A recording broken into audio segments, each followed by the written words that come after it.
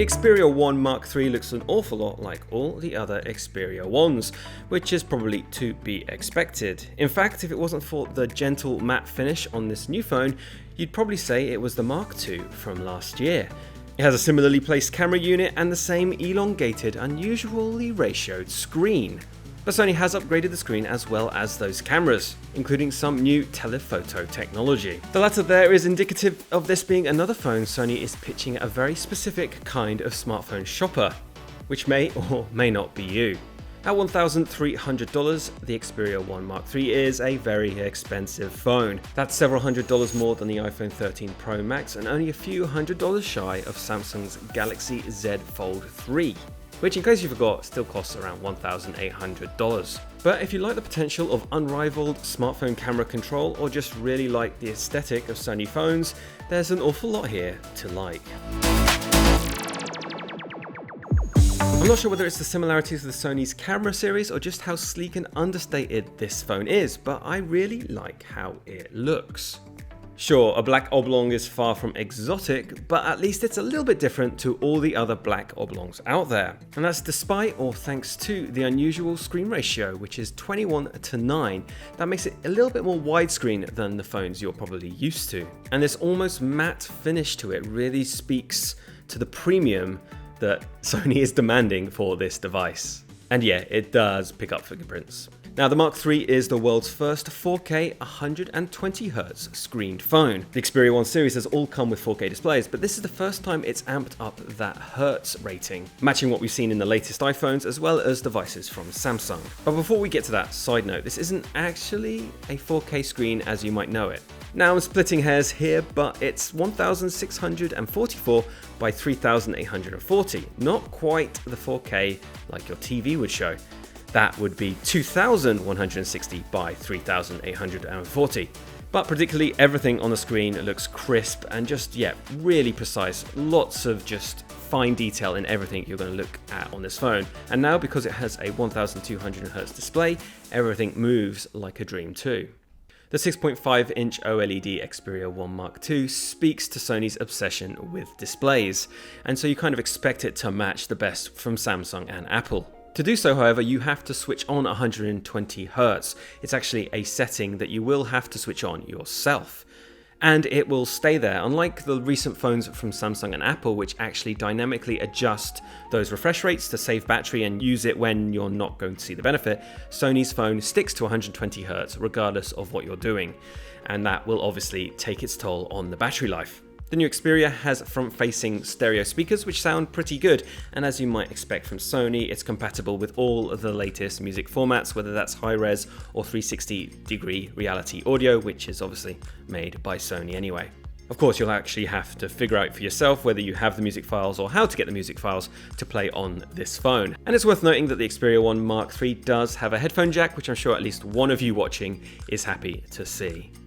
The phone isn't short on buttons either. There's a volume rocker, a fingerprint reader built into the power button, a dedicated camera to stage button, and oddly enough, another button for Google Assistant. Yes, for some reason, Sony decided to add yet another button on the right edge to make it a little bit confusing to use, at least when you first get the device.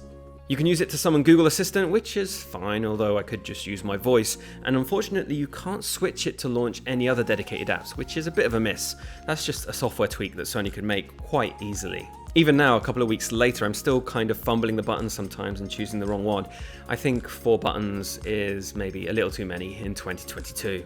I might love how the Mark III looks, but that tall screen might be a stretch for smaller hands. Well, it's a stretch for my hands. Anything at the top half of the screen, I do struggle to reach to one-handed, and I often have to use 2 hands to reach drop-down menus and notifications. That said, I do like how not quite so wide it is compared to competing phones. The phone does slide easily into my pocket, which I can't say for the biggest iPhones or the biggest phones from Samsung and the like. Other important specs, well, the Xperia 1 Mark III does run a Snapdragon 880, which is the most powerful chip from Qualcomm, alongside 12 gigs of RAM and 256 gigs of storage.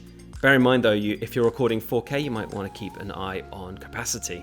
It's also a little bit more 5G friendly than its predecessors. In the US, this phone will work on Verizon and T-Mobile 5G bands. However, if you're looking for millimeter wave support and AT&T 5G support, you might have to look elsewhere.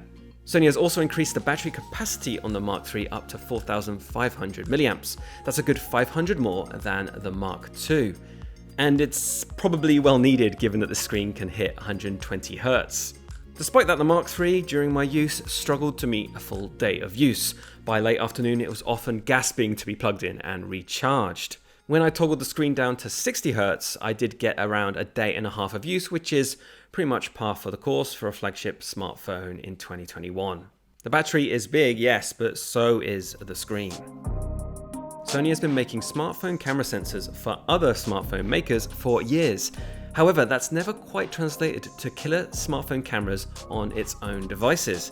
Until now. So if the Xperia 1 Mark II is Sony getting serious about smartphone cameras, the Mark III, well, it's getting serious, business-driven, and laser-focused all at the same time. Yeah, this is another upgrade from Sony. Just like the unusual screen ratio, Sony is taking its own approach, and that features 3 separate 12-megapixel camera sensors. The most interesting sensor might be the telephoto one, which can switch between 70 and 105mm focal lengths. Sony claims this setup actually helps the camera to focus quicker. And that bears out in my testing as well, although at the maximum, which is about 4.4 times optical zoom, you were getting fuzzier edges and a lot of the detail was kind of getting lost at that distance. Borrowing from its series of cameras, Sony also added dual phase auto detection focus pixels. This means that the camera should be better at both locking onto a subject and tracking it, and that bears out in practice as long as you have enough light. Pair that with 20 frames per second shooting and you have even more opportunities to nail the perfect shot. Not only that, but you can tap to focus on the screen and the phone will track it pretty much like one of Sony's RX cameras. It's very impressive to see in real life. It very much feels like I'm using an RX 100, but no, I'm just using a Sony phone. As you can tell, compared to the iPhones and the Pixels and the Galaxy S phones, Sony's taking a very different approach. It's not really going heavy on the computational post-processing photos, although the AI will help focus pictures when you're using digital zoom. Sony's more technical camera-focused approach seems to be more aimed at helping you nail that shot and less about post-production image manipulation. Now, while testing the phone, I mostly leaned on the auto mode, the kind of simplified camera app, which is very similar to any other smartphone you might see. But like the Xperia ones before it, the Mark III comes with a Photography Pro app as well, enabling you to pretty much meddle with everything you want to when it comes to the camera, whether that's ISO, white balance, shooting speed, everything is all in here, but it's all quite detailed and complicated, and I must confess, I'm not the best photographer out there. And when using the Pro app, there is certainly a learning curve to getting the best photos out of the Xperia 1 Mark III. I'll confess I can probably take better photos with other smartphones, but that might be partially due to my lack of skill and less about the Xperia 1 Mark III. I kept forgetting that it isn't a Sony camera and I was scrambling to find an aperture priority mode to, lower down the f-stop and get those creamy bokeh effects in the background, but this isn't a camera, this is a smartphone, and so there isn't really an aperture here for you to play with. Having said that, the Xperia 1 Mark III does help you out. It's fantastic at tracking faces, and whether that's pets, kids, or grown-ups, it really helps the camera to kind of lock onto your subject and give you a better chance of nailing that shot. However, if you're using the telephoto lens, I found that the camera did want to hop between the fore and the background a little too often, and that was pretty frustrating. I'd have to keep tapping on the screen to make sure my subject was in focus. And the usual curses of smartphone photography don't escape Sony.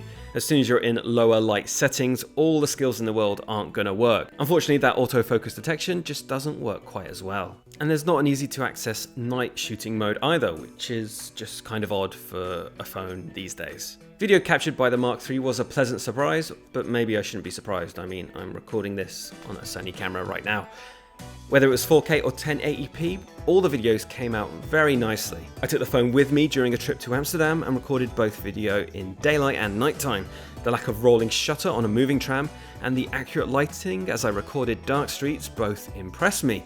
The footage wasn't overly noisy or blurry either, which is something you often get with smartphone cameras when they're trying to accommodate a lack of light. If I could use one word to describe the Xperia 1 Mark III when it comes to video, it's consistency. If you're looking for finer control with video, Sony's Cinema Pro app returns again, offering equivalent pro controls, but for video. You can select shooting modes like 10-bit color or high frame rate capture, while toying with Sony's homemade filters and even manual focus. You'll need to come to Cinema Pro with at least a passing understanding of what all those things do, however. Again, not to sound too stupid, but I found it all a little bit too complicated. But at least the Mark III offers enough screen space to tap between settings and adjust everything. Oh, and a quick note on the front-facing camera, the selfie camera. It's terrible. Really, really bad. That's all I want to say. I don't even really want to show the photo I took because it's kind of a surprising miss for a Sony camera. Aside from the camera app, Sony plays it relatively safe when it comes to adjusting Android. There's a news app that you'll never ever open. There are some tricks you won't find on other cameras though, including the ability to use the Mark III as an external display. Sony hopes with its own alpha camera series. And let's be honest, a 120Hz 6.5-inch 4K OLED is probably going to be better than whatever display you have on your camera. Like other recent Xperias, Sony has also simplified connecting a DualShock 4 controller to the phone. However, oddly enough, you can't connect the PlayStation 5's DualSense controller, at least not yet. So the Xperia 1 Mark III probably isn't for everyone, but for devoted smartphone camera fans, not to mention Sony fans like myself, I've got to admit it's intriguing. I can't say unequivocally this is the best smartphone camera ever, but it does things in its own way. Does anyone need a 4K phone? Probably not, but at least Sony goes to the effort of adding features like the external display to kind of offer a more compelling reason to step up that resolution. Barring that atrocious selfie camera, the Xperia 1 Mark III also doesn't really put a foot wrong.